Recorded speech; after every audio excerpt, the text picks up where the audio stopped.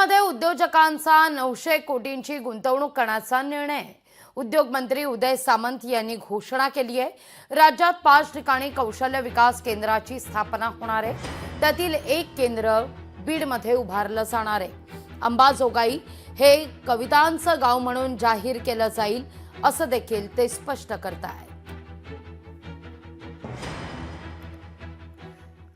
बीड जिल्ह्यातल्या या उद्योग परिषदेमध्ये स्थानिक उद्योजकांनी 900 कोटी रुपयाची गुंतवणूक या संपूर्ण जिल्ह्याच्या परिसरामध्ये करण्याचा निर्णय घेतलेला आहे।